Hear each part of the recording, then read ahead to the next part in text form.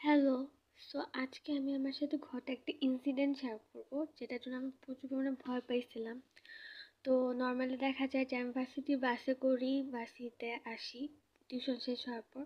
তো টিউশন করে যখন আসতেছিলাম, যেহেতু আমাদের ভার্সিটি পর এক একটা বাস এক এক টাইমে, তো ওইখানে যে মানুষগুলো ছিল, হুট করে একটা ছেলে ওইখানে দাঁড়ায় ছিল। তো আমাকে বলতেছিল যে আপনি কোথায় যাবেন। তো আমি বললাম যে হ্যাঁ আমি আমার ভার্সিটি, যেহেতু ভার্সিটি বাসের সামনে দাঁড়ানো, আমি বলছি হ্যাঁ আমি কুয়েটে যাব।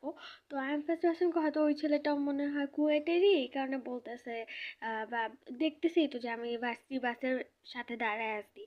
পরে ওই ছেলেটা যাই হোক, পরে আমি ওইখানে মামা যে ছিল বাসের ড্রাইভার মামা, তাকে বললাম যে কোন বাসটা এখন যাবে। তো মামা বললো যে এইটা। পরে আমি বাসে উঠছি, বাসে ওঠার পর বসার কিছুক্ষণ পর দেখি ওই ছেলেটা বাসে উঠে আসছে। আমাকে বলে কি যে তোমার ফেসবুক আইডি কি তুমি আমাকে দিতে পারবা। তো আমি বলছি কেন দিব, কারণ আননোন কোনো মানুষকে আমি আমার আইডি দিয়ে বেরোবো।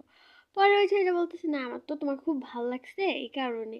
তো মানে এইরকম র্যান্ডমলি এসে মানে ইয়ে করার পরে আমি তখন দেখি কি বাসে আর কেউ নেই, পুরো বাসে আমি একা। তো এখন ওইখানে নিশ্চয়ই আমি চিল্লাচিল্লি করতে পারবো না যে ছেলেটা বারবার আমার কাছে আইডি চাইতেছে। যাই হোক, অনেক মানা করার পর ছেলেটা গেছে। অ্যান্ড আমার একটু রিলিফ লাগতেছিল, কিন্তু পরবর্তী দিন দেখা গেছে বাসে উঠার সময় বা যাওয়ার সময় আমার এত ভয় লাগছে যে আল্লাহ না জানো সেটা আমার পিছ পিছ আবার চলে আসে। তো এই আর কি।